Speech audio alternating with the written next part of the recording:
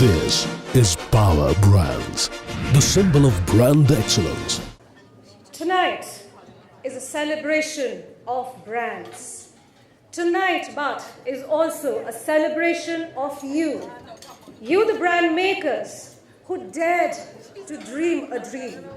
You, the brand makers who dared to fail but never called yourself a failure, because as in life and so in boxing ring, you may get knocked out very hard. You may fall often, but the day you refuse to get up is the day you're declared a failure. And knocked out you all were. Fall you did very often. But what you did not do was refuse to get up. And it's a delight and an honor to be in the presence of such great people, such great brand builders who have given the world some of the greatest, the biggest, the unstoppable, the unconquerable, the iconic and the iconoclastic brands. And we are here to celebrate your success and your brands, which have made this world a much better place. But before we start celebrating, let's ask ourselves a question. What is it so special about these brands? There are people who worship these brands.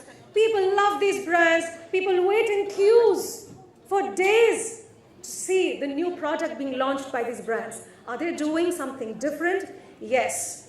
For first, they have realized branding is no more what it used to be.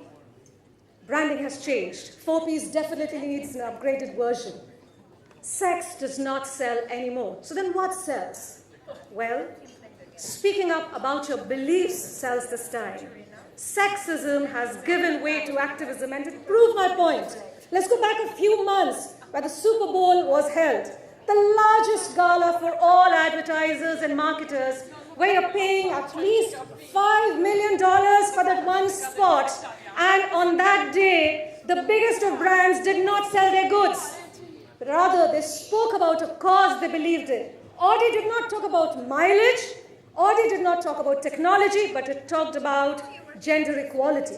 Coca-Cola and Airbnb talked about their disagreement with Trump's immigration policies. And while the Starbucks CEO probably did not say it at the Super Bowl, but he wrote an open letter to his staff, pledging to hire 10,000 refugees standing up against Trump's immigration policies.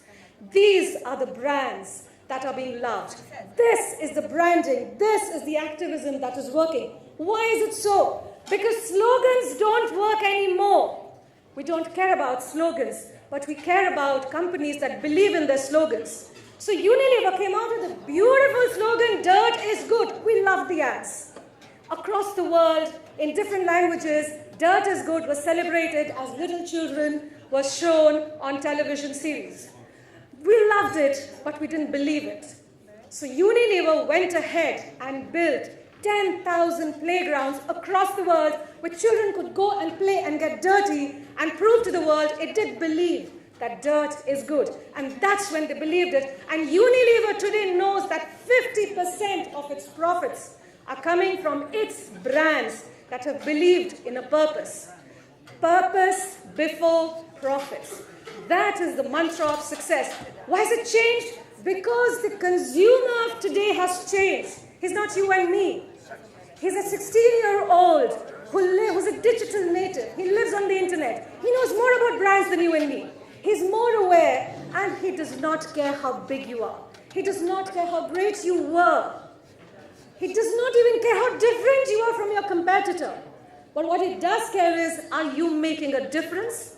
And only the brands that are making a difference will survive. Talk of Tom Shoes, talk of Warby Parker, they are making a difference. You buy a pair of shoes, you buy a pair of glasses, they will donate a pair to somebody in need. And they are loved by the new generation. You talk about Patagonia. 2011, Patagonia comes out with an ad which says, "Don't buy my jacket."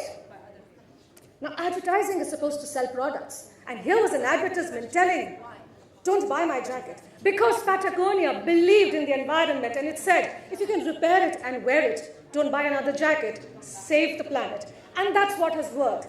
Body Shop believed in the environment. So Anita Roddick, very often called the Mother Teresa of business, was the first to go against testing her products on animal rights. You may or may not like Anita Roddick's products, but everybody stood behind her activism. And these are the kind of brands that will survive today. Purpose before profits. For my dear friends, rules have changed. The good guys no more finish last.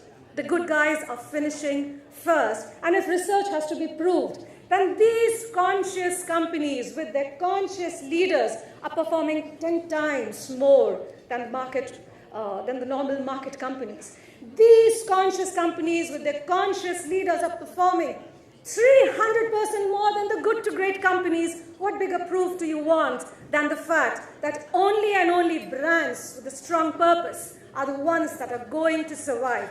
And today, we are going to launch a book which is filled with these great brands that have believed in a purpose. And together, they're changing the world. They're delivering happiness. A book written by the founder of Zappos, which was titled Delivering Happiness.